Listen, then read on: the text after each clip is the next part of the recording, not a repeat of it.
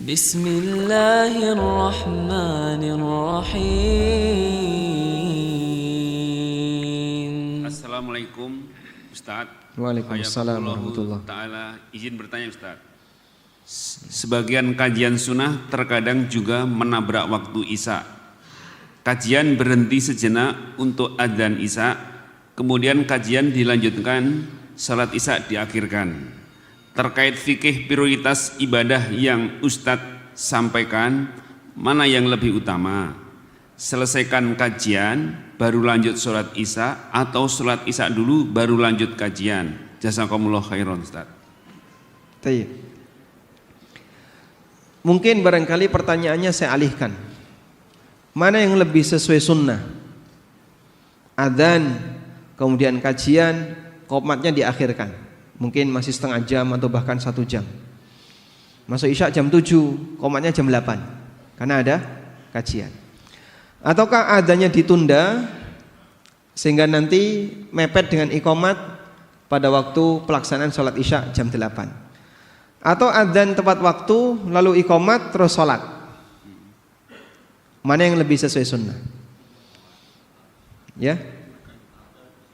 Baik. Jika kita menginginkan agar kajian ini selesai terlebih dahulu, materi rampung sehingga jamaah bisa mendapatkan materi secara utuh, tidak putus, maka kajian silahkan lanjut. Dan yang lebih sesuai sunnah, adzan itu mepet dengan iqamah.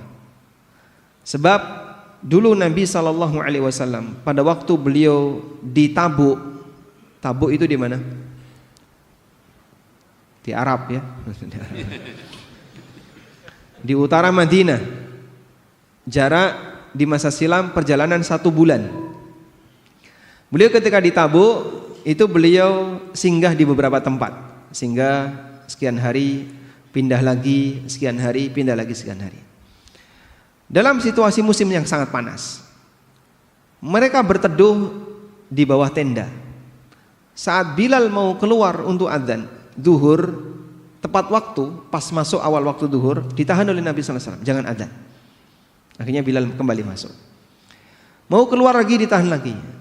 Hatta tafi'at tulul, sampai kerikil itu keluar bayangan. Kerikil keluar bayangan itu berarti matahari sudah cukup ke barat. Karena kalau benda tinggi bayangannya gampang kelihatan, tapi kalau benda kecil itu bayangannya lebih susah kelihatan. Kerikil, benda kecil ya, kerikil keluar bayangan, berarti matahari sudah sangat ke barat. Baru Nabi SAW mengizinkan Bilal, sekarang silakan adzan. Akhirnya Bilal adzan, lalu iqamah sholat duhur. Sehingga beliau mengakhirkan sholat duhur dan adzannya diakhirkan. Baik, karena itu Al-Hafidz Ibnu Hajar rahimahullah ketika menjelaskan hadis ini, beliau menyampaikan sunnah berkaitan dengan orang yang mau mengakhirkan sholat, maka adzannya juga diakhirkan. Sehingga kalau sholatnya tengah malam, sholat Isya di sini mau tengah malam berjamaah, boleh nggak Pak? Boleh. Maka nanti adzannya bagian akhir, bukan ditaruh di depan. Wallahu a'lam. Nah sekarang bagian kajiannya, lebih baik mana? Kajian selesai atau sholat Isya dulu? Ini mempertimbangkan mana yang lebih maslahat.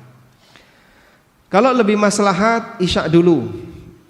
Misal, Pak, jamaah di sini heterogen, nggak semuanya orang paham sunnah.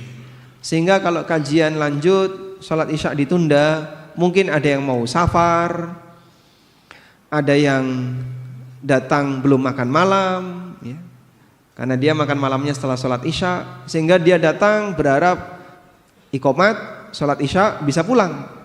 Begitu dia datang kok masih ada kajian, nunggu dulu. Wah, saya buru-buru, saya pengen ini, pengen itu. Maka mungkin dengan pertimbangan ini sebaiknya langsung sholat. Atau yang kedua, enggak, di sini sudah terkondisi. Yang hadir di sini memang sudah siap untuk belajar. Dan mereka lebih senang satu paket ilmu disampaikan, selesai baru sholat.